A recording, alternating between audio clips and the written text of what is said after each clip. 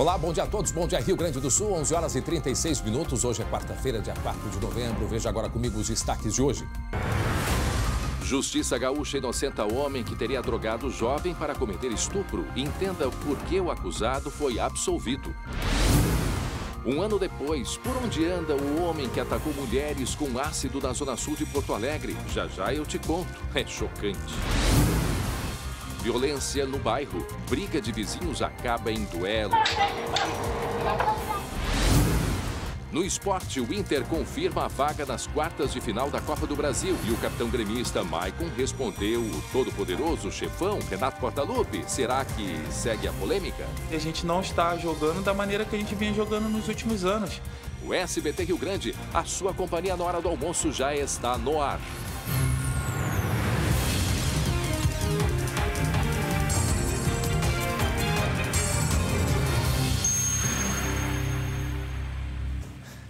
Atenção, daqui a pouco, ataque e humilhação da blogueira catarinense durante uma audiência de estupro. Está aí a imagem que percorreu o Brasil nesta terça-feira. Em seguida, a gente vai trazer todos os detalhes deste caso que chocou a todos nós. Causou revolta nas redes sociais.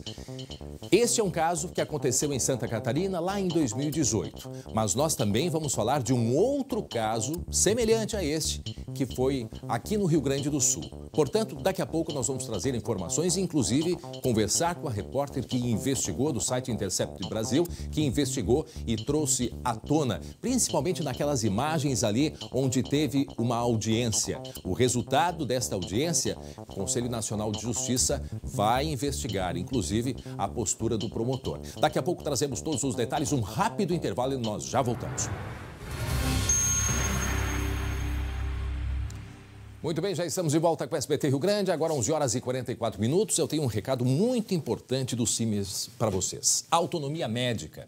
Enquanto nós atravessamos uma pandemia, o médico que está na linha de frente, salvando vidas, tem sua autonomia ameaçada por interesses políticos. O Sindicato Médico do Rio Grande do Sul, Simers, defende com veemência a autonomia do médico para optar pelo melhor tratamento aos seus pacientes com o devido consentimento informado, conforme orienta o Código de Ética Médica. Ao Estado cabe cumprir o artigo 196 da Constituição Federal e promover todas as condições para o tratamento de saúde dos indivíduos com ambientes, equipamentos de proteção e medicamentos adequados para a redução do risco de doença e de outros agravamentos.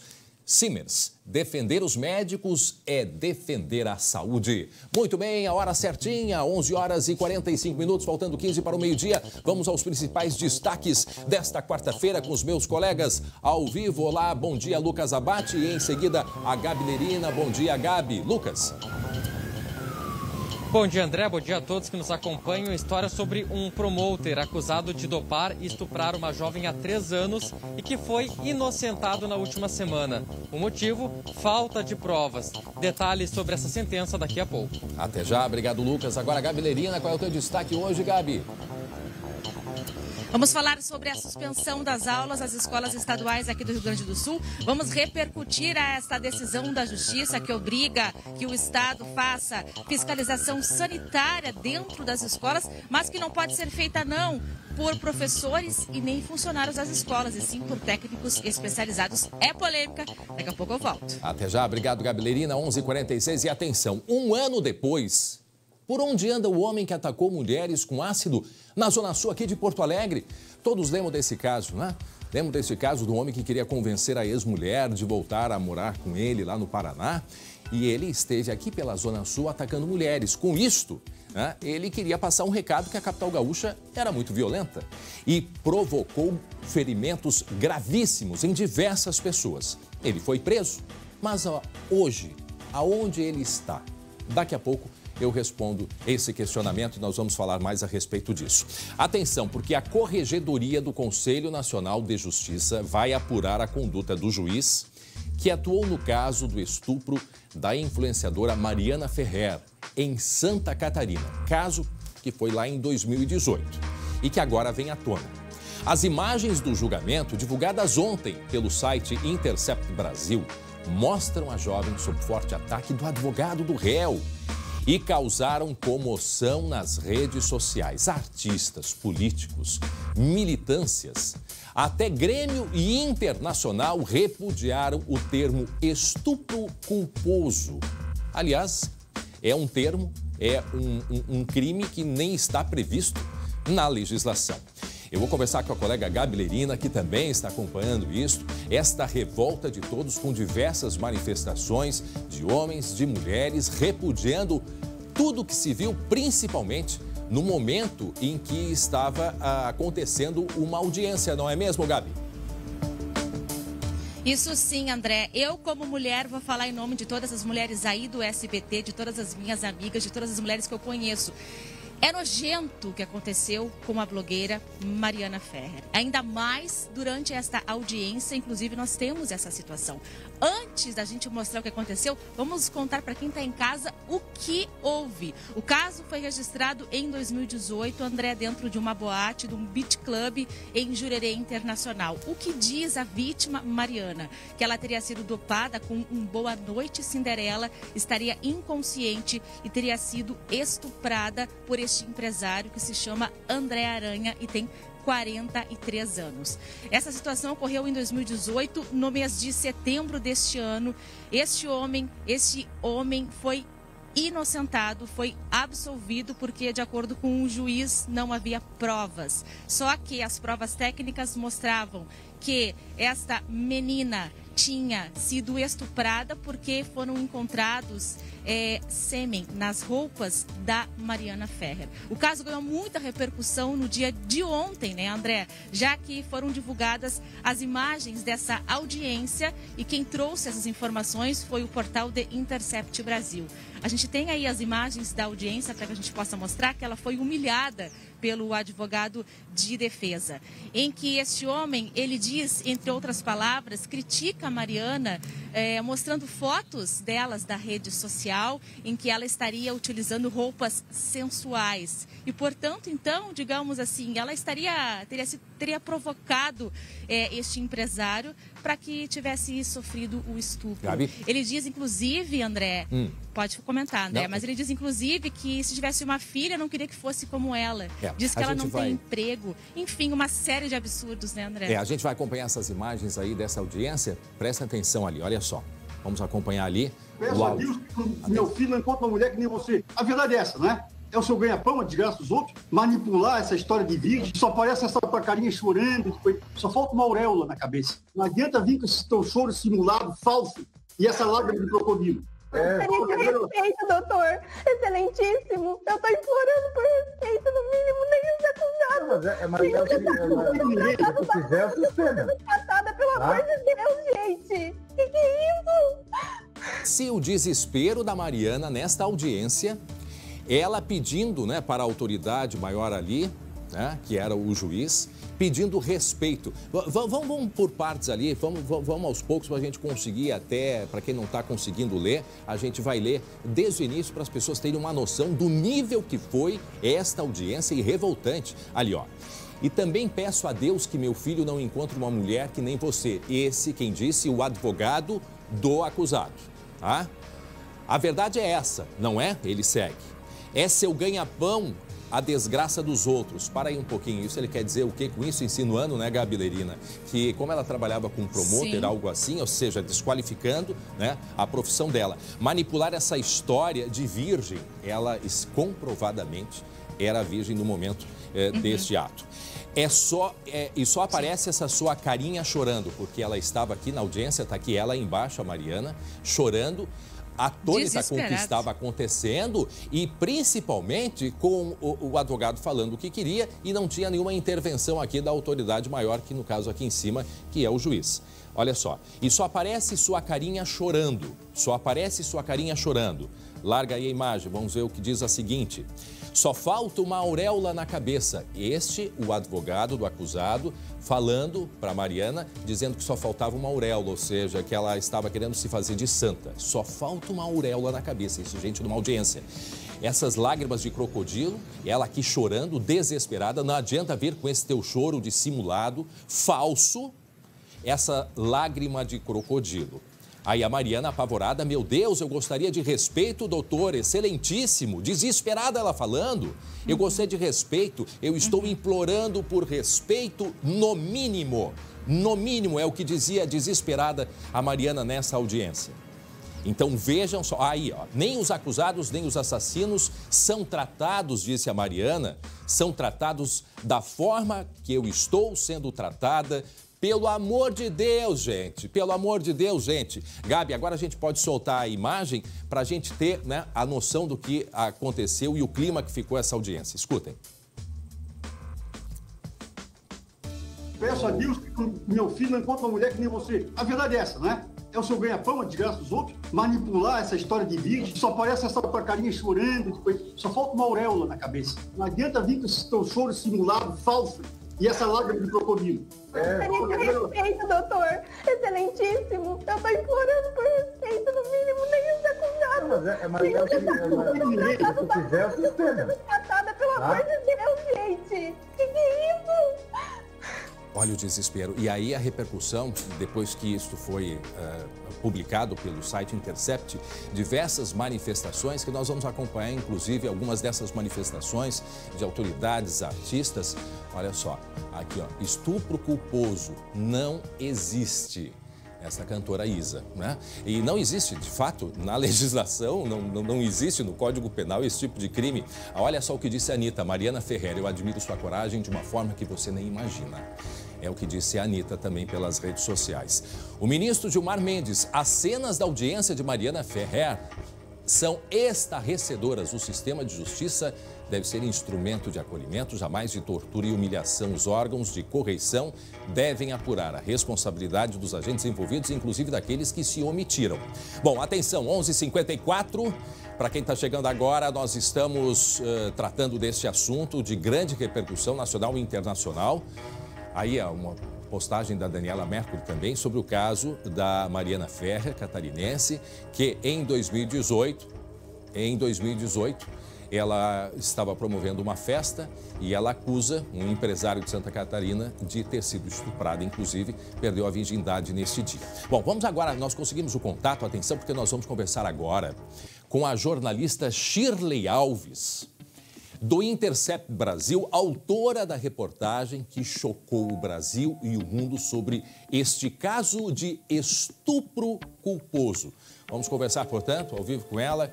Shirley, desde já, muito obrigado por ter aceitado o convite para conversar com a gente. Tu nos escuta bem, Shirley? Bom dia, André. Estou escutando, sim.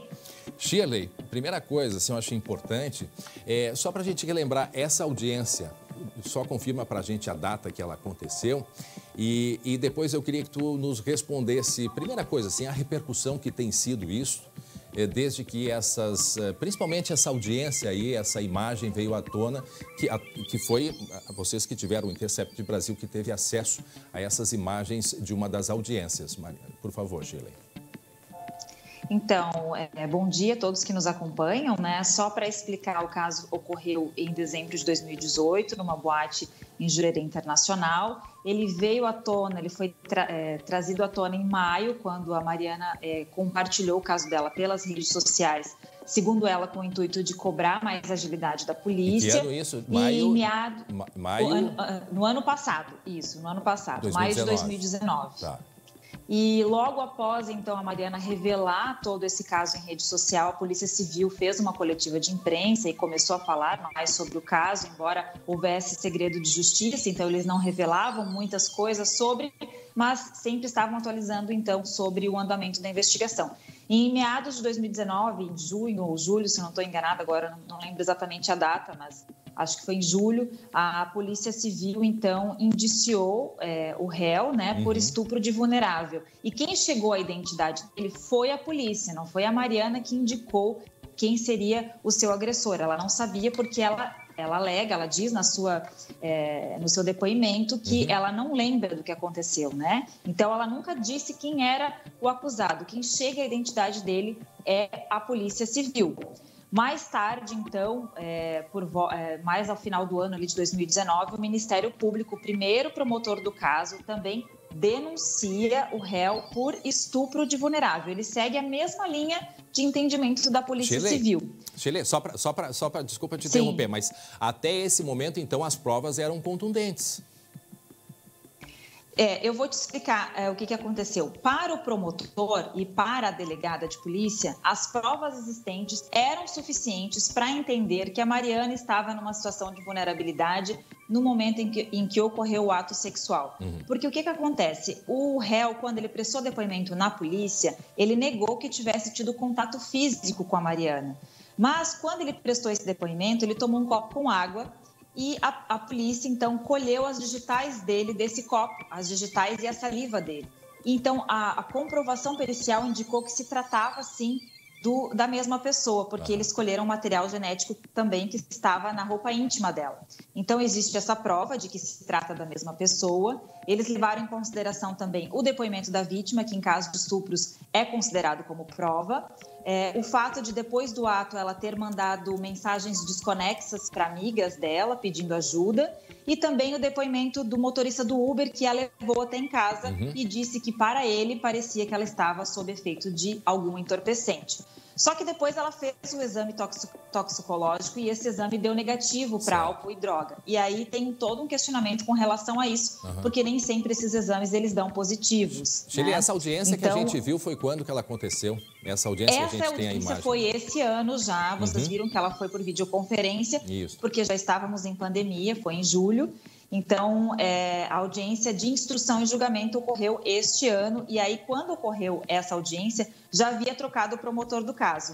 Um outro promotor, um segundo promotor, assumiu o processo durante o andamento e ele teve um entendimento diferente do primeiro promotor. Para ele, as provas que o primeiro promotor considerou, para ele não foram suficientes para comprovar a vulnerabilidade dela no momento do ato. Certo. E é por isso que vem toda a tese do estupro culposo, e aí eu gostaria de explicar isso, se você me permitir, porque é algo muito complexo, né? Para esse segundo promotor, o fato de o exame ter dado negativo e também por ela ter conseguido andar do Café de la Musique até outro beach club em forma alinhada, conforme mostraram as câmeras externas da rua, não foi possível ter certeza de que ela estava vulnerável ou não. Então, na tese dele, nas alegações finais, ele muda o entendimento do Ministério Público e diz o seguinte, que o réu, ele entendeu que as provas existentes eram insuficientes, então, né? E entendeu que o réu, ele cometeu o crime em erro de tipo. O que é o erro de tipo, juridicamente, né? Quando a pessoa comete o crime em erro de tipo, ela só pode ser condenada numa condição culposa. Como não existe a modalidade culposa para o crime de estupro, não tinha como condenar ele por essa modalidade. Por isso que é pedida absolvição. E ele entende que há uma modalidade culposa, porque assim, eu vou dar um exemplo mais simples, que fica fácil de entender. Vamos pensar no crime de furto, tá? Quando eu chego no desembarque do aeroporto e vou pegar a minha mala, eu sei que se eu pegar algo de alguém, eu estou cometendo o crime de furto, certo? Correto. Mas eu posso pegar uma mala no desembarque do aeroporto, muito parecida com a minha, e eu cometi que eu peguei algo de alguém, por engano. Só que eu não sei que essa mala é de outra pessoa, eu cometi isso por engano. Então, no entendimento dele, nesse caso, o Aranha teria cometido o crime em erro de tipo, ou seja, ele não saberia que Mariana estava sem condições de consentir com a relação, que ela estaria dopada. Ele não teria como entender isso, já que no entendimento dele não foi possível comprovar a vulnerabilidade. Certo. Então, existe um raciocínio, né, para entender toda essa lógica. Muito bem, agora meio-dia, para quem está chegando agora, nós estamos conversando com a Shirley Alves. A Shirley que trouxe à tona, através do site Intercept Brasil, o caso envolvendo a blogueira, promotor de eventos, né? A Mariana Ferrer, lá em Santa Catarina. O caso veio à tona, principalmente depois com a repercussão, e eu vou conversar com o Lucas Abate, que também acompanha esse caso, a repercussão porque temos duas coisas aí, né, Lucas? O fato em si, né, que é contestado, inclusive, porque se tem diversas provas, e a outra, o fato que se tornou bastante grave quando veio à tona, as imagens da audiência. As imagens da audiência. A Shirley está acompanhando com a gente, Shirley, e o meu colega Lucas Abate tem uma pergunta para ti. E todo o histórico também, André, porque em determinado momento a vítima também foi impedida de falar sobre essa situação. Mas a pergunta que eu quero direcionar a Shirley agora, que eu sei que acompanha há muito tempo casos, principalmente de violência contra a mulher, é se em algum momento ela já se deparou com uma sentença parecida, mais ou menos como aconteceu essa, ou se imaginava um dia encontrar uma sentença que indicasse, claro, ela acabou de explicar, não claramente, mas que indica uma situação de estupro culposo. Então, Lucas, bom dia. Realmente foi uma surpresa, até porque, assim, eu acompanhava esse caso desde o início, né? E depois que houve a apresentação da denúncia, eu não pude mais acompanhar porque eu estava na função de editora e não mais como repórter. Então, eu praticamente não acompanhei mais o caso ali por um certo período. Quando saiu o resultado da absolvição, me chamou muito a atenção porque não consegui entender como que havia uma absolvição nesse caso, sendo que a polícia e o próprio Ministério Público havia entendido que o crime tinha acontecido, né? Então, realmente foi uma surpresa e é por isso que eu voltei para o caso. Eu pensei, não, eu preciso entender melhor e voltar a olhar com cuidado para esse caso e trazer os detalhes, mostrar o que aconteceu, porque justamente foi uma surpresa. Eu nunca tinha me deparado com uma situação como essa, em situação de estupro. Para a gente encerrar, até é um assunto que nós vamos continuar, vamos seguir acompanhando, porque ele vai ter repercussões. O próprio Conselho Nacional de Justiça, né, entrou neste caso. Mas, assim, o que, na tua opinião, o que pode estar por trás de tudo isso? O porquê isso aconteceu? Então, fica difícil emitir opinião com relação a isso, né? Eu trabalho muito...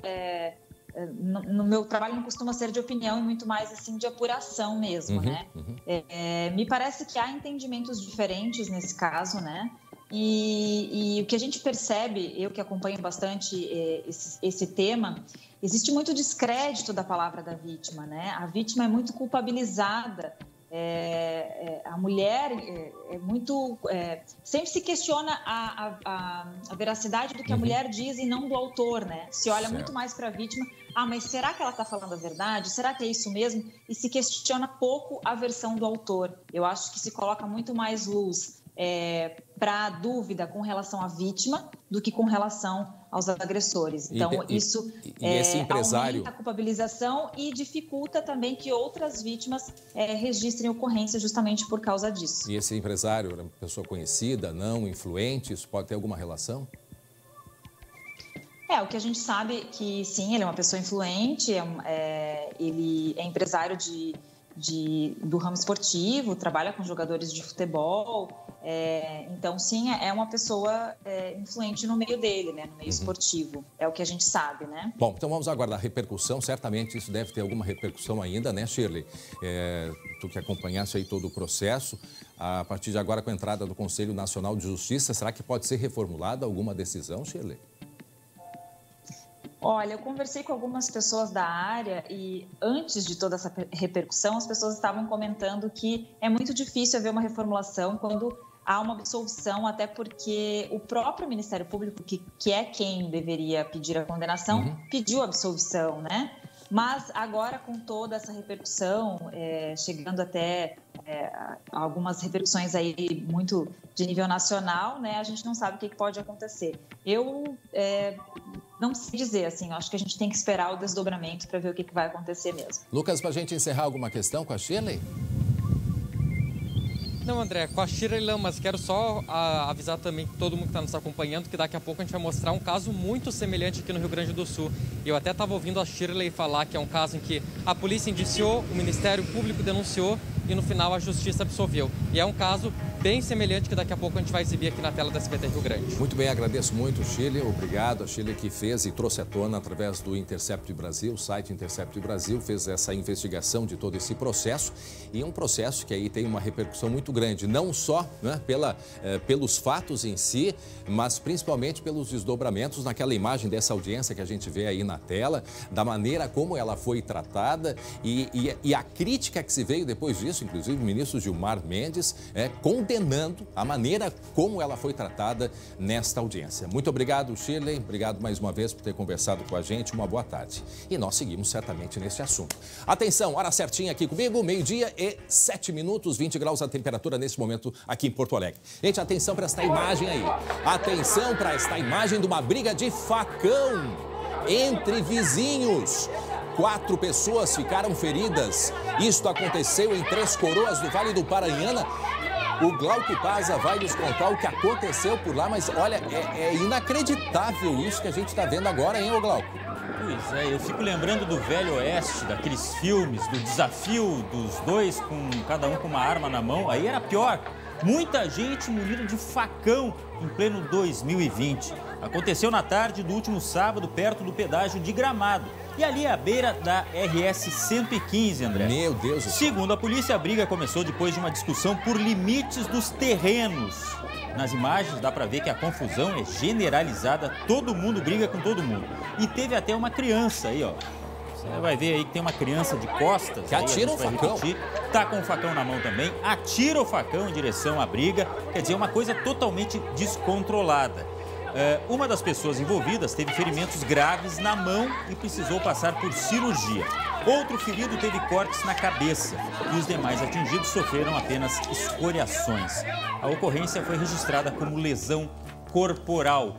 E olha, eu vou te dizer, que falta de noção. Já pensou resolver tudo no facão, André? Meu Deus, olha só, 12h08. Para quem está chegando agora, estamos mostrando uma briga entre vizinhos que aconteceu agora no final de semana, sábado de manhã, mais precisamente, no Vale do Paranhana, ali em Três Coroas, pertinho do pedágio, para quem vai subir a serra. Tanto é, né, Glauco, que a RS 115 ali movimentada. Quem passava por ali assistia um espetáculo, né, trágico, triste, lamentável, onde 4 pessoas ficaram feridas. Briga de vizinhos, né, por causa da área de terra. Aí a briga partiu para o facão. O que me assustou é o seguinte, nós vamos mostrar aí na tela que as brigas, elas se separam e olha só, quer ver, ó, tem um momento que a gente consegue ver, deixa mais adiante, deixa rolar, porque aí ó, esse grupo ele vai se separar e ficam 2 grupos brigando e aqui ó, para ali ó, aqui ó, tem um grupo aqui e outro aqui. Eles com facão, eu acho que cada um anda com um facão lá na região, pelo visto. Segue aí a briga, segue a confusão. As agressões continuam. Vejam só. Aqui, ó, agora os dois seguem brigando aqui. Esses dois começam a brigar agora, cada um com um facão na mão também. E aí tem um menino que pega e joga lá, olha lá. Olha só. Que coisa surreal, né? Não, isso aí eu não sei onde é que caiu esse facão, mas poderia ter, meu Deus do céu. Não, e vou te dizer o seguinte, 4 feridos, poderia ter tragédia, eu não sei como não teve tragédia. Agora, André, resolveu a questão dos vizinhos? Não, né? E o pior é o seguinte, eles vão continuar sendo vizinhos, a menos que um deles resolva sair do lugar, né? Pois é, agora essas brigas por causa de área de terra, quer dizer, se tem a medição, né, Glauco? A gente não sabe o que aconteceu, mas em tese, se tem uma medição, né? Aquilo ali tudo é muito... tem que ter documentação que comprove. Agora, um vai pegando a área do outro, não sei se foi isso que aconteceu, mas o resultado foi esse aqui. Briga de vizinhos, terminou aí com facão para tudo que é lado. Olha, eu contei aí uns 5, 6 facões. Vejam só aqui, ó. Tem esse grupo brigando aqui, estão vendo? Esses de branco. E aí, um outro que estava já se armando aqui do lado esquerdo. É mulher jogando, uma mulher ali de preto com um pedaço de madeira na mão. É pedaço de madeira, é paulada, é facão. Totalmente e aí, sem controle. Não, esse facão que voa, sabe, podia ter acertado o olho de alguém, a cabeça de alguém, podia ter provocado um ferimento mais grave ainda. Para quem não sabe onde aconteceu, não foi numa arena romana, não, lá de antigamente, dos tempos passados, né? No início da história da humanidade, praticamente. Isso foi agora no sábado, uma briga em Três Coroas, aqui no Vale do Paranhana. Fica ali do ladinho de Igrejinha. Aliás, Três Coroas é do lado de Gramado, onde tem o pedágio que vai em direção à cidade aí da Serra Gaúcha. E essa briga, portanto, de vizinhos, segundo informações que a gente teve, por causa, né, da área de terra destes vizinhos. O caso foi parar no hospital e também na polícia também, que parece que foi feito o registro, né, Glauco? Pois é, isso mesmo. E só para terminar aqui, olha, eu admiro, para não dizer outra coisa, as pessoas que passam e olham aquilo, eu acho que ninguém ia querer se meter nessa briga. Mas essa pessoa que está fazendo a imagem, eu também tiro o chapéu. Como é que consegue fazer imagem vendo tudo aquilo acontecer? Eu já tentaria apartar, sei lá, chamar ajuda. Mas, enfim... Olha, tem uma criança só no por colo isso aqui, nós temos o registro, né? Olha ali, ó. Tá vendo? Tem toda a razão, Glauco. Até porque a gente não sabe quem é que estava ali escondido, mas a gente vê que tem uma criança... Aqui, ó, tem uma senhora com uma criança correndo no meio de tudo isso. No meio de... Aí, ó, um atravessou a estrada e parou esse carro branco. Vocês viram que um deles correu, um dos que estavam brigando, correu e parou o carro branco que estava passando. Quer dizer, o pessoal não estava entendendo nada, porque nos dias de hoje, tu vê uma confusão assim, já acha que é assalto. Olha aqui, a mulher fugindo com uma criança aqui no colo e os dois seguindo a briga e aqui os outros dois se preparando. Aí o menino joga o facão no meio de tudo. Joga o facão no meio de tudo.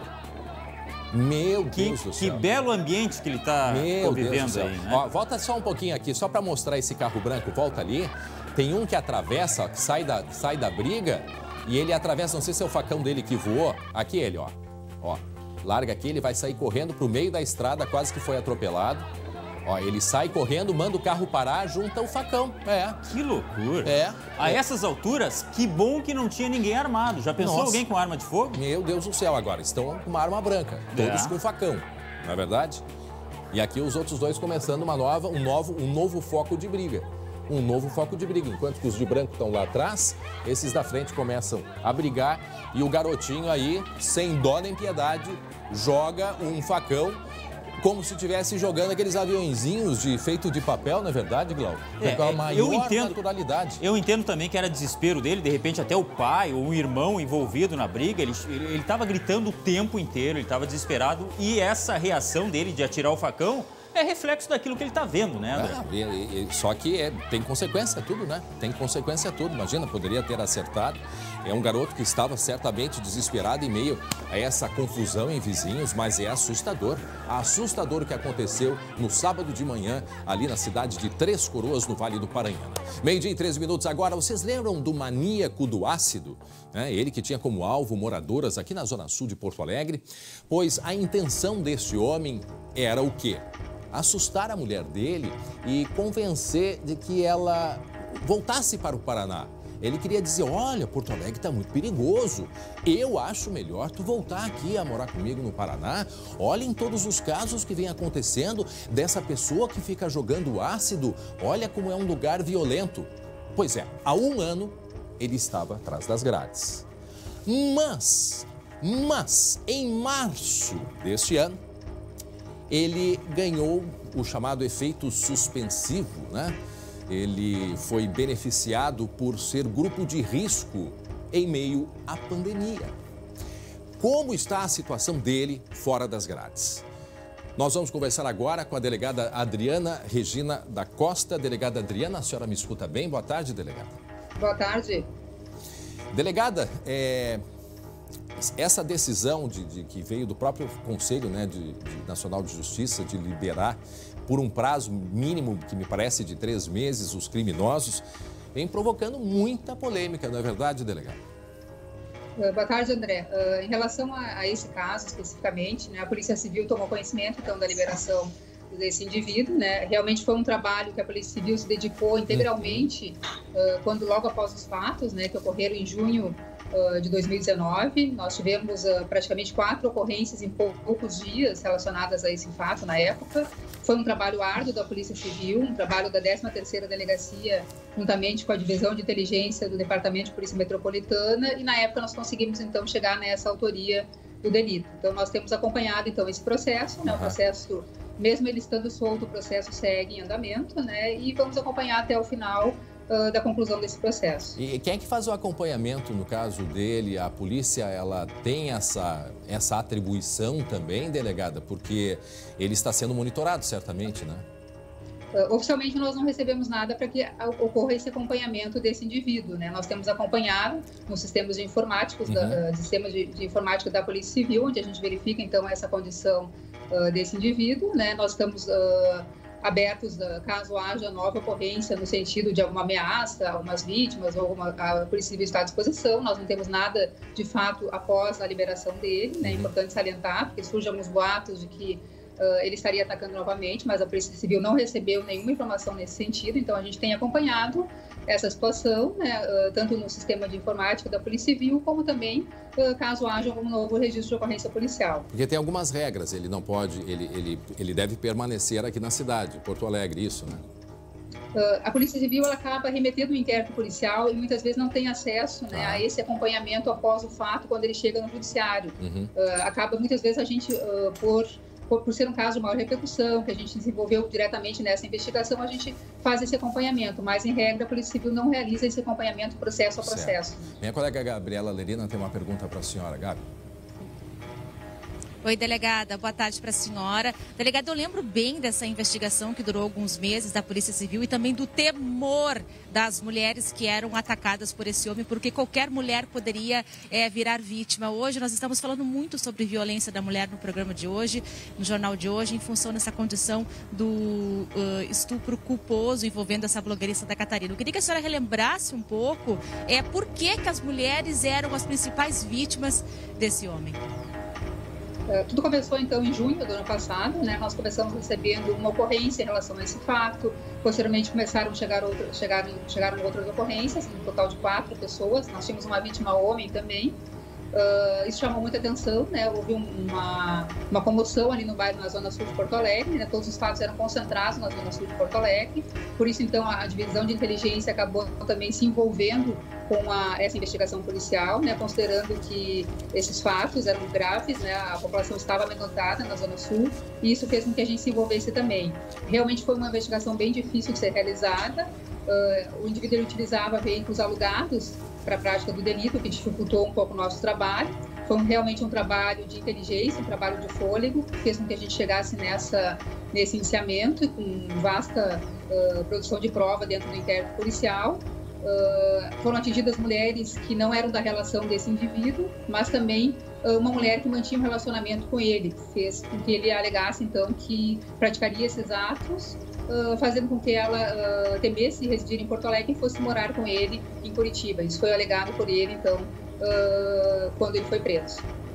Glauco Paza, meu colega, tem uma pergunta para a senhora. Delegada, boa tarde. Em relação a esse inquérito policial, ao que foi ouvido deste acusado, dos estudos psicológicos, nada foi apontado em relação a risco, até do ponto de vista psicológico, dele voltar a cometer isso aí, nesse inquérito?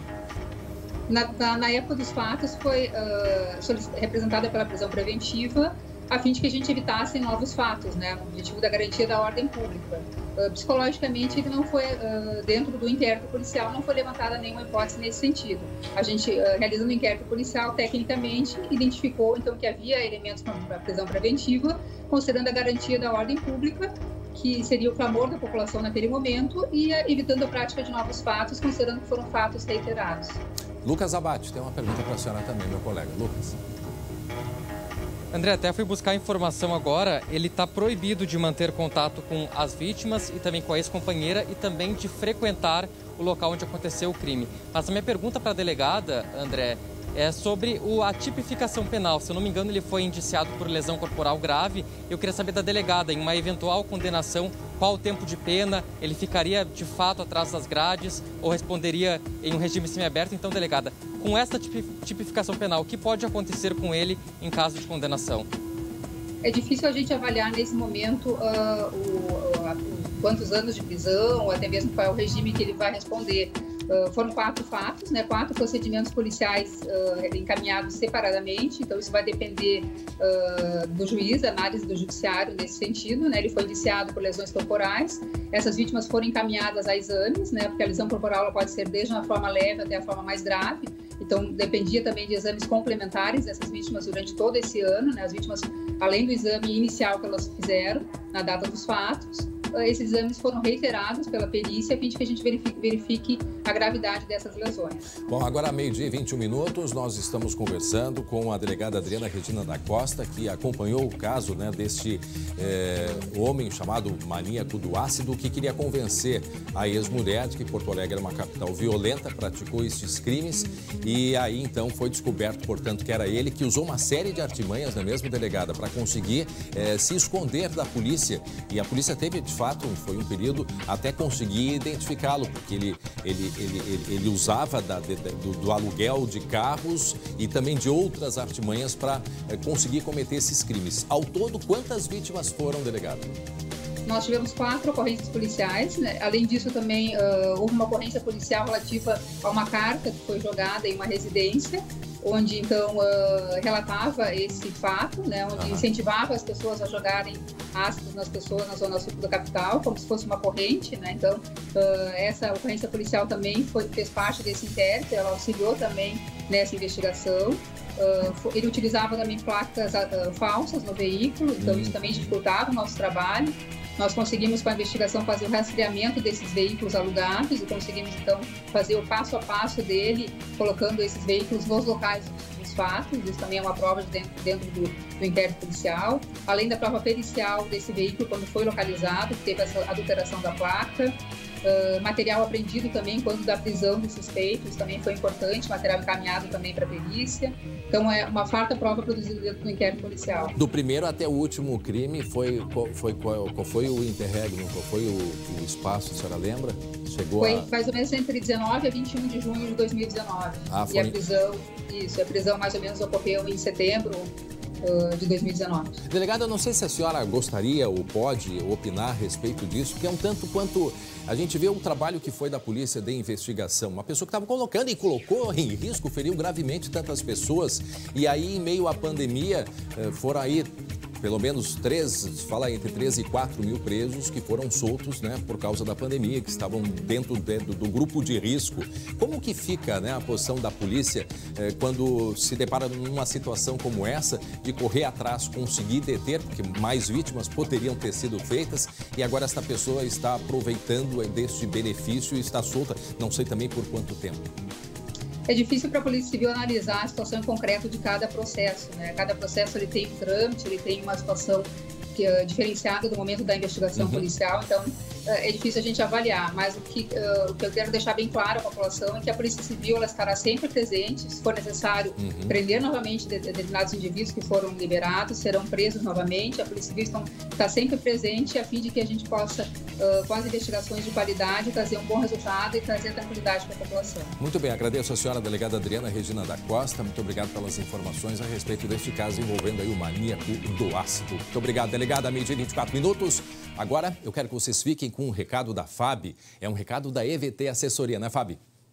Quer ajuda para reduzir suas dívidas de financiamento de veículos, cartão de crédito e empréstimos? Você aí que comprou carro e está pagando por 2, tem dívida de cartão de crédito e empréstimo, o banco não para de ligar e você não sabe mais o que fazer? Nós vamos te ajudar. Ligue agora para a EVT Assessoria, 3391-3852 ou manda um WhatsApp para 99770-2864. Nós vamos te auxiliar a reduzir suas dívidas de financiamento de veículos, cartão de crédito e empréstimos. Mas tem que ligar agora. Olha o número aqui na tela, 3391-3852 ou mande um WhatsApp para 99770-2864.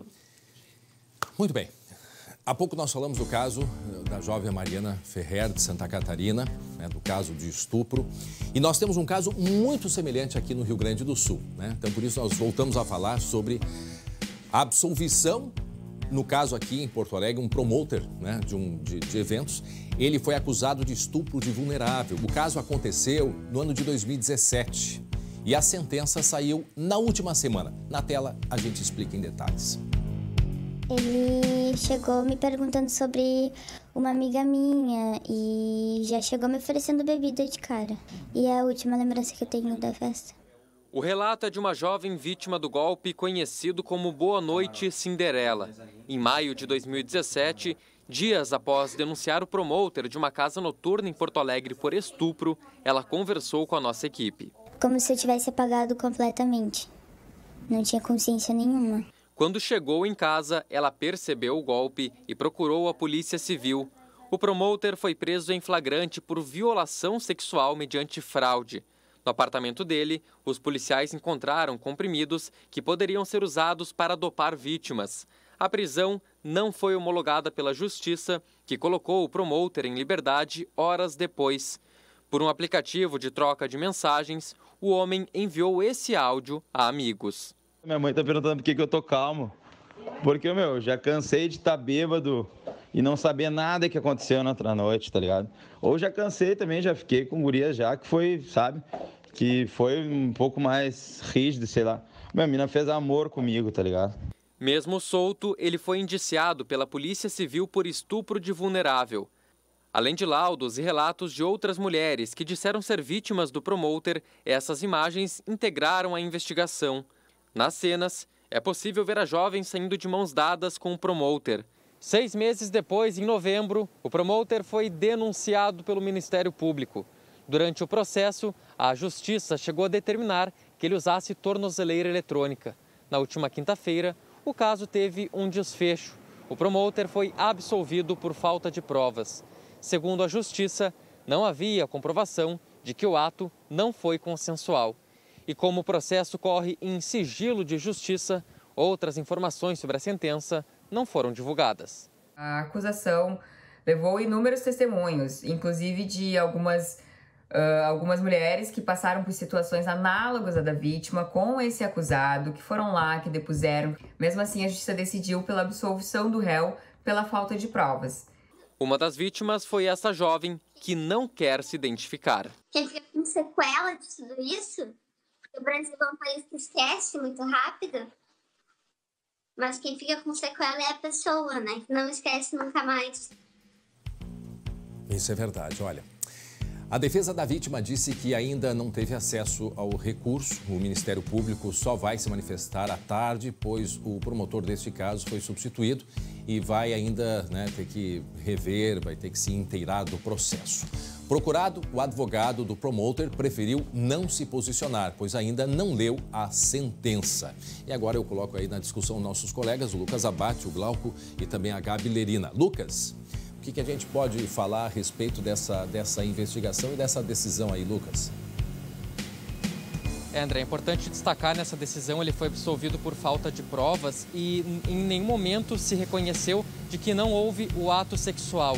Essa absolvição, André, ocorre porque no curso do processo não foi possível provar que a vítima estava vulnerável. Uma situação até bem parecida com a de Florianópolis, que a gente acabou de acompanhar no início do programa. A vítima, todas as circunstâncias não provaram que a vítima estava em condições de dizer não. Esse que foi o entendimento da justiça e por isso entendeu que como não tinha uma vulnerabilidade e nem uma comprovação de que ela foi ameaçada, sofreu algum tipo de violência física para cometimento do estupro, então não ocorreu esse crime. Foi por isso que ele foi absolvido e, claro, agora a assistente de acusação, que acompanha a vítima desde o início, pretende recorrer, ainda vai ler a sentença e também o Ministério Público à tarde, a gente aguarda a manifestação para ver o que o Ministério Público pretende fazer. Mas essa história, André, eu lembro que acompanhei bastante na época também, essa jovem denunciou que tomou uma bebida do promoter, logo na sequência perdeu totalmente a consciência, só se lembra de acordar na casa dele no dia seguinte, procurou a Polícia Civil, esse promoter foi preso em flagrante, mas foi liberado horas depois e desde então esse processo vem correndo na Justiça, em segredo de justiça também, então por isso a gente não consegue muitos dados. E o que a gente sabe é que ao longo do processo esse promoter usou tornozeleira eletrônica, mas agora foi absolvido e está nas ruas. Esse é mais um caso, assim como lá o de Florianópolis, que já em seguida eu já te chamo, Gabi. Só para deixar aqui importante chamar a atenção, a gente não está aqui querendo fazer nenhum tipo de julgamento, de acusação, absolutamente nada. Estamos mostrando 2 fatos, teve uma repercussão extremamente grande, principalmente o da Mariana, onde nós tivemos as imagens, o acesso àquela audiência e que foi desesperador o tratamento que a Mariana teve. Agora, o que nos faz esses 2 casos, nos faz pensar e refletir no que pode ser e deve ser mudado, não sei, e aí eu coloco isso para vocês, se não tem aquela prova do consentimento, a pessoa é inocentada. Quer dizer, aquela prova, ela é o que falta, e principalmente nesses 2 casos que a gente evidencia. André? Aí entra o meu questionamento, Gabi. Pois é, André, não tem como a gente não fazer essa relação nesses 2 casos, E nesses 2 casos também, as 2 mulheres vítimas disseram que foram dopadas com o chamado Boa Noite Cinderela. Os casos são muito muito semelhantes. Mas eu queria perguntar para o Lucas, para o meu colega, que acompanhou desde o início esse caso. Lucas, o que diz a polícia sobre a ficha desse homem aí, esse promoter? Ele já tinha passagens por outras situações semelhantes, já que na casa dele foram encontrados comprimidos, esses possivelmente Boa Noite Cinderela. O que diz a polícia sobre esse homem, Lucas? Esse promoter, até então, Gabi, não tinha nenhum tipo de antecedente criminal, nenhum registro de passagem. Mas em 2017, quando essa jovem decidiu denunciar, houve a prisão em flagrante dele. Ele foi divulgado isso na mídia, apesar de o nome nunca ter sido divulgado por conta até mesmo do sigilo da justiça. Mas outras vítimas, outras jovens, perceberam que viveram uma situação semelhante e, na época, procuraram a Polícia Civil. Algumas deram depoimento também em anonimato, disseram que já haviam sido vítimas do mesmo golpe praticado por esse homem. Elas se apresentaram na condição de testemunha. Inclusive, Gabi, eu conversei com uma dessas testemunhas hoje, que me relatou toda essa situação. Diz que na época não teve coragem de denunciar por ser uma pessoa relativamente próxima, também por medo de ser desacreditada, e que hoje, 3 anos depois, ela vendo toda essa situação, ela vê que realmente que o discurso dela, que o depoimento dela foi desacreditado também, e a vulnerabilidade da vítima não foi provada ao longo do processo. Mas até então, ele não tinha nenhum tipo de passagem. Nós vamos escutar um áudio, né, Lucas, que explica pra gente, antes da gente colocar esse áudio, explica pra gente que áudio é esse, por favor. André, ele foi preso no dia seguinte ao crime, quando a vítima procurou a Polícia Civil. Tá. Horas depois ele foi liberado, a justiça não entendeu o flagrante e, já solto, ele mandou um áudio para amigos dizendo que estava tranquilo, assumindo que teve a relação, mas dizendo que não teve estupro ou que a moça não apresentou qualquer tipo de reação. Vamos ouvir. Minha mãe tá perguntando por que eu tô calmo. Porque, já cansei de estar bêbado e não saber nada que aconteceu na outra noite, tá ligado? Ou já cansei também, já fiquei com guria já, que foi, sabe? Que foi um pouco mais rígido, sei lá. Minha mina fez amor comigo, tá ligado?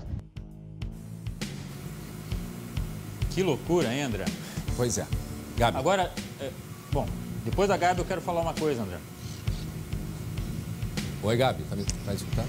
André, pode ir. Tô assim, não, eu acho que fica claro o seguinte também, né? Uma campanha que, pelo amor de Deus, a gente tem que fazer de educação para todos os pais. Glauco, tu que tens um filho pequeno, desde o início começar a mostrar para os homens que é o seguinte: quando a mulher está inconsciente, nem se fala sobre encostar numa mulher. Agora, quando ela estiver consciente também, tem que ter o consentimento, se ela quer ou se ela não quer. Pelo amor de Deus, não é assim que as coisas funcionam. Esse caso é revoltante, é muito revoltante. E eu, como mulher, fico mais revoltada ainda de saber a forma como as mulheres estão sendo tratadas. André, eu acho que o respeito é uma coisa que está em falta no mercado. Mas, enfim, eu vendo tudo isso e respeito também a questão de ter sigilo de justiça, mas fico me perguntando, resíduo de elemento químico dá para ser detectado no exame. Né? Foi submetido ao Boa Noite Cinderela, algo não foi feito? Não sei. Outra coisa que me preocupou muito, André, são as várias testemunhas que, segundo a advogada falou aqui na reportagem, fizeram os mesmos tipos de depoimentos, ou seja, contra a mesma pessoa, reincidência. Isso é ou não é preocupante? Poxa! Muito bem, para a gente finalizar, mais uma palavra aí, ô Lucas. Não, André, só para ressaltar a questão da perícia também, que na época fizeram um exame de perícias no sangue dela, encontraram alguns elementos, mas que na época esses elementos não apresentavam a composição do Boa Noite Cinderela. Sim. Só que o Boa Noite Cinderela, na verdade, não existe uma composição específica e, segundo a polícia e o Ministério Público, foi uma junção de vários itens para dopar essa menina. Tá bem. A Gabi me escuta ainda, Gabi? Só uma palavrinha final tua para a gente mudar de assunto. Tá, então tá, a gente daqui a pouco volta a conversa. Não, só finalizando aí contigo, da gente tratando desse assunto aí. Se tu tem mais alguma palavrinha pra gente trocar de assunto, eu quero mostrar em seguida um acidente que aconteceu em Cruz Alta. Então só pra gente finalizar o assunto, uma palavrinha tua, Gabi. Tem sim, deixa eu aproveitar aqui então, chamar todas as mulheres para uma manifestação hoje às 5h30 da tarde, em frente ao Palácio da Polícia aqui em Porto Alegre, em defesa do caso da Mariana Ferrer. Fica aí essa minha última palavra para resumir o que eu penso sobre toda essa história, mas com distanciamento e utilização de máscaras. O caso da Mariana, o caso da Maria, da Catarina e por aí vai. Obrigado, Gabi Lerina. Muito bem, meio-dia, 36 minutos. Olha só, um motoqueiro andando, distraído. Será que ele não viu que ele tinha que ter parado? Será que ele não estava atento? Conta pra gente. Meu Deus do céu, olha só que imagem, Glauco Paza. Coisa forte, né? Nossa. Ele voou e saiu andando. Isso mesmo. Não é outra pessoa, é o mesmo motoqueiro, viu? Que olha coisa incrível, né? Aconteceu num cruzamento em Cruz Alta, André. E foi entre uma motorista de 48 anos e um motoqueiro de 24 anos. Esse aí, que logo que caiu, levantou. Foi num cruzamento em que ele disse que não viu a placa de pare. O motoqueiro disse que estava escondido atrás da árvore essa placa. Que batida, gente. E ele avançou. Logicamente que a motorista não teve como parar e acabou batendo nesta moto aí. A condutora prestou socorro e aguardou a SAMU com o ferido, que sofreu apenas ferimentos leves. Essa é a boa notícia. As imagens são fortes, mas o resultado dessa história até que foi feliz. Agora a gente cabe observar, para a imagem ali um pouquinho antes, para um pouquinho antes ali na batida. Primeiro assim, ó, olha a condição desta faixa de segurança e eu acho que tá escrito pare aqui no chão, quer dizer, eu só acho porque tá mais desgastado que sola de Gaudério que dança, né? Não dá para enxergar nada. Eu acho que é pare aqui, concordam comigo ou não? Eu acho que sim. Agora é visível que está desgastado aqui, a pintura está para lá de, né? Não tem como. Aí olhem só, o carro, ele atravessa e por pouco não pega na perna dele. Solta a imagem para a gente ver. Pegou, olha... pegou na traseira da moto. Pegou, né? na roda de trás por muito pouco, porque se pega mais no meio, aí o problema ia ser muito mais grave, né, Glauco? Nossa. Agora, isso serve para a gente... Isso serve para gente que está na direção, para quem anda de moto, para quem dirige, mesmo que a preferencial seja a tua, a direção defensiva. Tem que se diminuir, tem que se parar, tem que se olhar em todas as esquinas. E depois disso, o que aconteceu, Glauco? Pois é, levantou, ele sentou depois ali, ó. Ficou meio cambaleando, sentiu, né? Ali ele sentou, tá? Mas ele, perto do que poderia ter acontecido, não foi nada. E tô vendo que parece que ele tá de bermuda, né? Imagina a perna no asfalto. E ele por pouco que não bate nesse poste aqui na esquina, que me parece que era de alguma placa que não existe mais a placa. Anjo da guarda tá fazendo plantão em Cruz Alta. Tava na carona ali, tava na carona junto. Exatamente. Tava na carona, olha só, ele quase, se ele bate aqui ou mesmo no meio fio, ele tá de capacete, mas não tá, tu vê que ele tá de bermuda, não tá nem com proteção de cotovelo, né, cotoveleira, nem joelheira. A gente vê que ele voa, ele quase que bateu nesse poste aqui e também no meio fio, aliás, no meio fio, acho que ele chega a bater com o capacete. Tem uma imagem mais aberta, essa aí, agora a gente consegue ver. Olha só, lá vem o carro que, nossa, mas olha... Dói só de olhar, né? Dói só de olhar. Chega a dar um arrepio na espinha. Mas que bom que deu tudo certo. Depois ele foi atendido. A motorista, pelo que a gente sabe, né, prestou atendimento. Prestou atendimento. E é isso aí, assim que tem que ser no mínimo. Mas que fica a dica. Cuidado nas esquinas. Direção defensiva. Muita atenção. Meio-dia e 39 minutos agora. Em outubro, nós falamos aqui, né, do Outubro Rosa. Agora, em novembro, nós temos o Novembro Azul, que se refere aos cuidados com a saúde dos homens. Sabe o que fica de mensagem aqui? A prevenção é o segredo para se ter, né, bem-estar e saúde. E o plano da IBCM está pronto para cuidar de você e da sua família. A IBCM conta com muitas especialidades médicas, uma ampla rede credenciada, unidades próprias de atendimento e 92 anos de experiência cuidando da saúde dos gaúchos.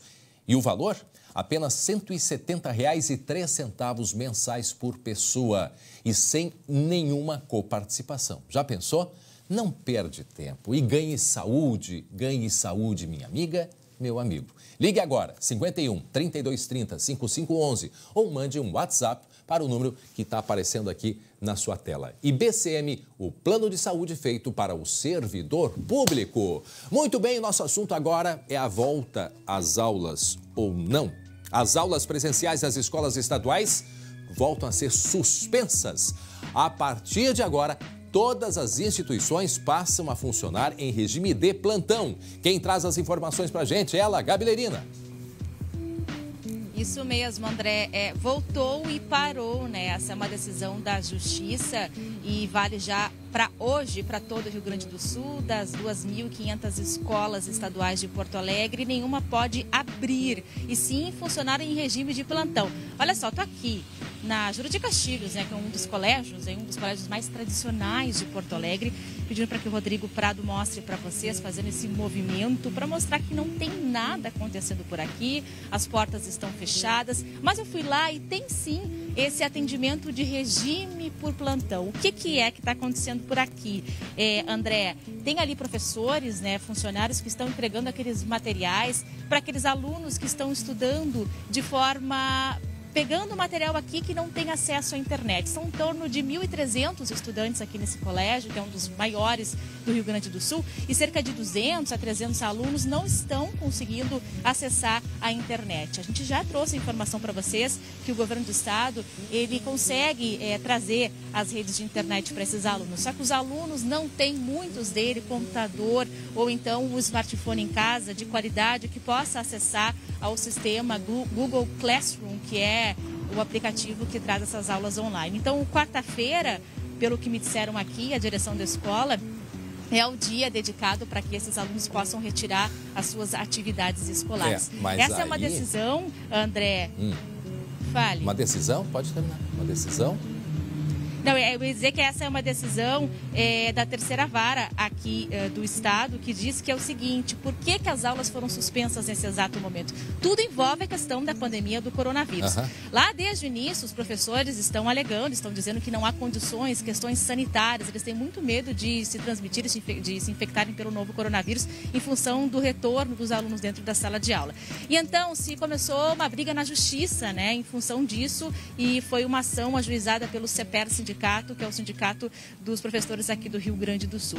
E a decisão mais recente diz que o governo do estado precisa fazer fiscalizações dentro das escolas antes de reabri-las. Isso, inclusive, até vinha acontecendo de acordo com o governo do estado, mas essas fiscalizações estavam sendo feitas pelos diretores, pelos professores, pelos funcionários das escolas. O juiz entende que isso não é o correto e sim que essas fiscalizações precisam ser feitas por técnicos, por pessoas específicas que entendam da questão sanitária, para que só assim deem um aval e as escolas forem reabertas. A PGE, a Procuradoria-Geral do Estado, disse que está analisando a situação. Então, por enquanto, as aulas permanecem suspensas em todas as escolas do Rio Grande do Sul, de acordo com informações, escolas estaduais, de acordo com as informações da SEDUC, da Secretaria Estadual da Educação. São em torno de 2.500 escolas aqui do Rio Grande do Sul e em torno de 200 estavam funcionando de forma presencial. Qual seria a sua consideração, André? Não, quem vai dar a posição é o Glauco Paza, porque o Glauco chama a atenção, né, Glauco, das escolas particulares, não é mesmo, Glauco? Isso só reforça o abismo que tem entre o ensino público, entre o Estado e o ensino particular, os colégios privados. Meu filho, por exemplo, ontem, de aniversário, ganhou o retorno às aulas. A gente permitiu que ele voltasse dentro dos protocolos rígidos de segurança, enquanto os mais desfavorecidos, né, digamos assim, não conseguem voltar para a aula. E esse abismo acontecia lá atrás e vai continuar acontecendo. Eu sou filho de professora, que lá, quando ela estava nativa, ela tinha que também limpar o chão. Isso na década de 1980. Nós estamos em 2020 e continua esse abismo, essa grande diferença. Quem sofre é quem menos pode, né? Não, e a gente teve, a Assembleia Legislativa repassou um montante de dinheiro para a Secretaria de Educação, para se ter acesso à internet, né? Me parece cerca de 4 milhões de reais. Mas aí tem o problema que a internet também não chega em todos os lugares. Se chega, nem todo mundo tem equipamento para isso, né? E o resultado é esse, quer dizer, a gente chegou num momento aí de impasse e que as aulas nas escolas estaduais interrompidas até segunda ordem. Quer dizer, agora isso deve entrar o governo com recurso, né, Gabi? Exatamente. Agora estamos aguardando, então, a posição do governo. A PGE já afirmou, então, Procuradoria-Geral do Estado, que está analisando a situação. Vamos ver o que acontece nas próximas horas. Muito bem lembrado esse seu posicionamento, Glauco, que é o seguinte, isso sem falar também da evasão escolar. Muitos estudos de especialistas na área de educação já apontam para uma possibilidade de evasão, ou seja, alunos que vão abandonar as escolas. Esse número está em torno de 30%. Isso é muita gente em todo o Brasil. Então, se tem esse abismo entre os alunos da rede privada e da rede pública, imagina aqueles, então, que vão largar a escola porque perderam o interesse. Isso é muito triste. E principalmente do turno da noite, né? Os alunos do turno da noite, muitos estão deixando, saindo, não estão acompanhando, e é uma preocupação principalmente com o futuro dessa turma toda, né? Uma preocupação muito grande. Agora, vamos aguardar, vamos ver o que vai ser decidido, porque pelo que a gente acompanha, os protocolos seguidos, nem todas as escolas, os equipamentos, por exemplo, chegaram, mas as escolas têm recursos para adquirir esses equipamentos, como álcool gel, protetor facial e tudo mais. Então, essa é a questão que fica, né? Essa questão que fica, e a gente aguarda para que, então, a Secretaria, a própria Procuradoria, entre com o recurso e deve decisão sair nos próximos dias, nas próximas horas. Obrigado, Gabrielina, pelas informações. Muito bem, agora meio-dia e 46 minutos, está na hora da gente falar de esporte.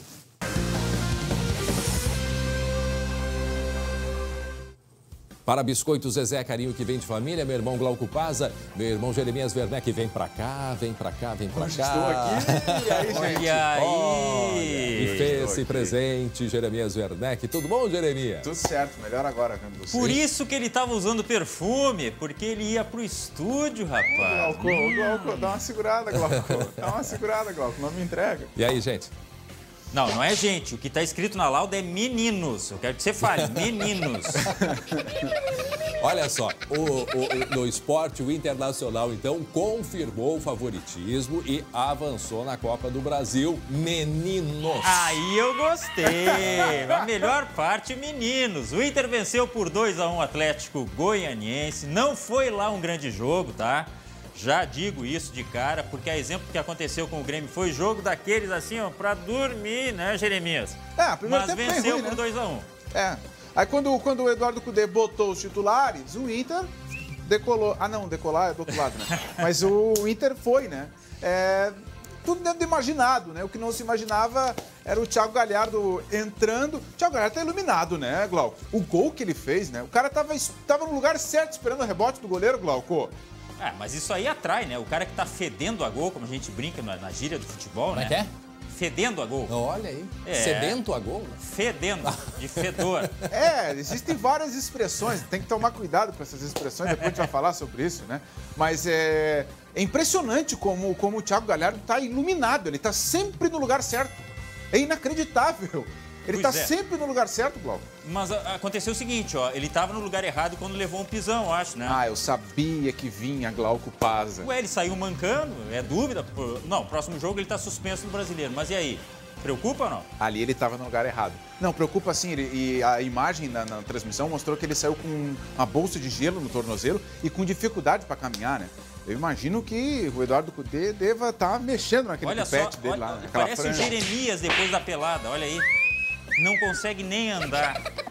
Digamos que eu sou um pouquinho mais largo, não é bem assim. Agora, Jeremias, André, vamos ver como foi que o torcedor acompanhou esse jogo que a gente quase dormiu. Fala, Marcinho Black, por favor. E aí, Daniela, dia de classificação para o Internacional, vamos, Inter, fica ligado no Atlético. E também dia de faturar, né? Um troco bem bom aí, dá um troquinho bem bacana aí, para quem se classificar. Vamos que vamos!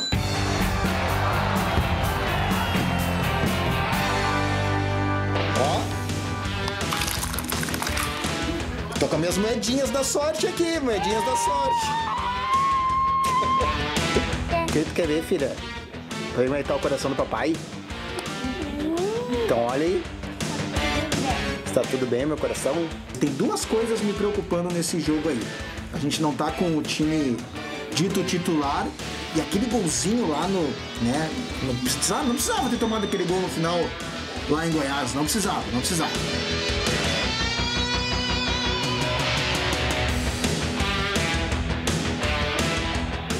Começou feio esse jogo aí, viu? Tá mais interessante olhar aqui, ó. Olha aí, moleque. Do que ver esse jogo aí, moleque. Tá bravo o negócio. E o Musto, hein? Eu tô só pelo dinheiro, ó. Tô só pelos 3.300.000, velho. Ó.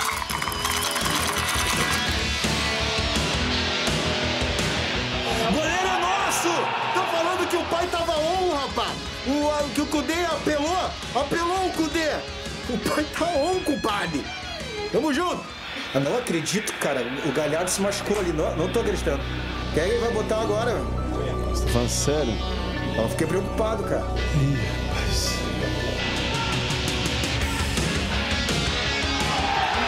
Ô, Daniela, 2-0. Gol do Galhardo, outro do Rudinei, rapaz. Ei, Dani, o que eu quero mais? Já era. Hã? Já tô nas quartas de final, quero ver tu, hein? Ih, tá aí todo parceirinho. Esqueceu, se eu passar amanhã pode dar Grenal, meu querido. Há quanto tempo tu não ganha um Grenal, hein? Vai com calma, cuidado.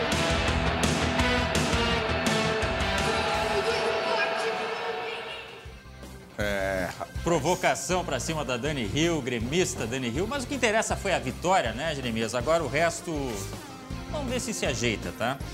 Vamos falar do Grêmio, Jeremias? Vamos! Porque ontem o primeiro-ministro, quer dizer, o capitão Maicon falou a respeito daquela rusga com o Renato no último jogo, né? Que ele pediu pra sair.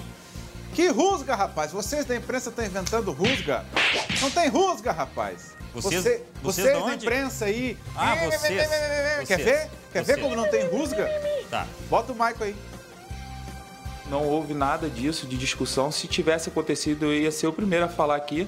Não discutir por causa que eu não concordei com isso ou disso, e o professor não concordou com isso, mas não teve nada disso.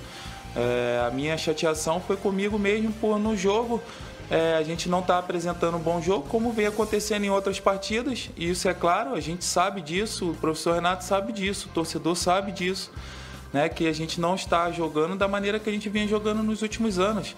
E por isso acaba acontecendo essas coisas, e se a gente achar que está tudo bem, que tem que sair sorrindo, a gente não vai chegar em lugar nenhum. Te convenceu, Glauco? Dá pra bater palma?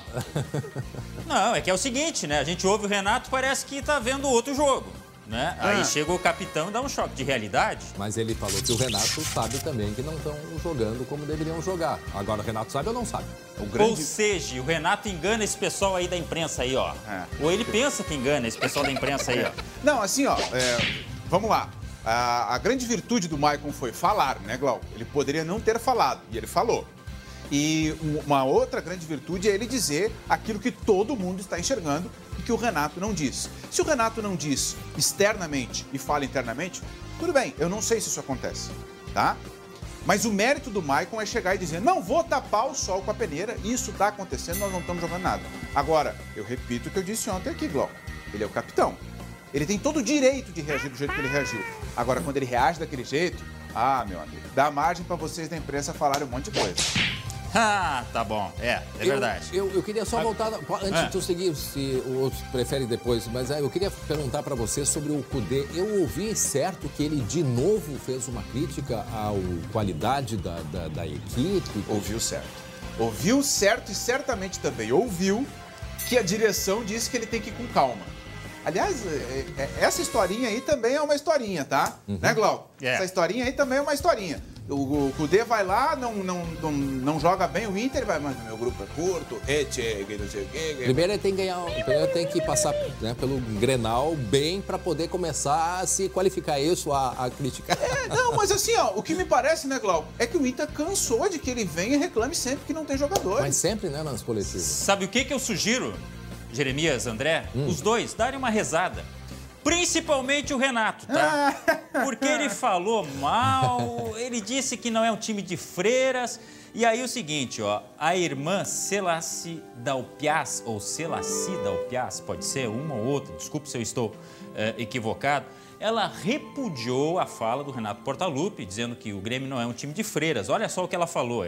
Ela emitiu uma nota, tá, respondendo ao que o Renato falou, dizendo o seguinte: quero te dizer, prezado Renato Portaluppi, que para ser freira hoje precisamos de muita garra e capacidade de luta para nos sobrepor a tantos preconceitos de todos os gêneros.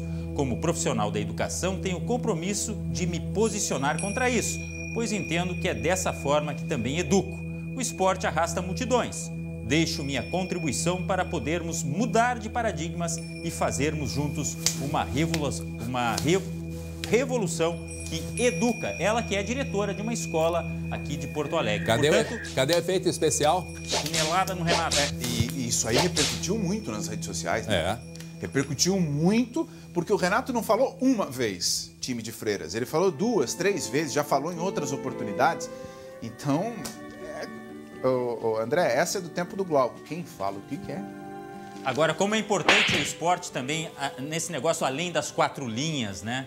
Porque ontem, no jogo do Inter, uma das melhores coisas que a gente viu foi a manifestação do atacante Iago, do Atlético Goianiense, que colocou ali na mão um X. Isso é um sinal de protesto contra a violência contra as mulheres. E mais especificamente esse caso que aconteceu, que a gente estava falando até agora, né? Na Mari Ferrer, aquele caso que aconteceu daquela audiência em Santa Catarina, muito triste e que atingiu a várias pessoas, personalidades ou pessoas anônimas. Está aí a manifestação do Iago. Parabéns para ele. E olha, eu também aqui, ó. Ó. Aí, ó, Cláudio.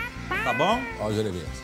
Não, ótimo. E também me manifesto. É muito legal o gesto do jogador do Atlético Goianiense, porque não foi coletivo, né?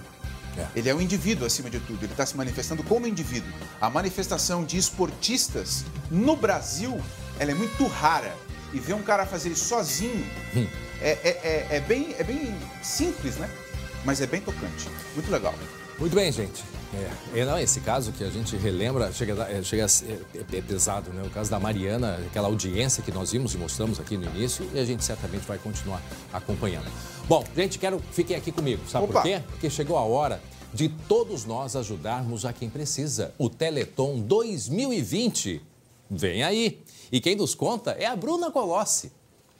Oi, gente! Por conta da pandemia, o Teleton este ano será em novo formato, com a exibição em apenas um dia, no sábado, 7 de novembro.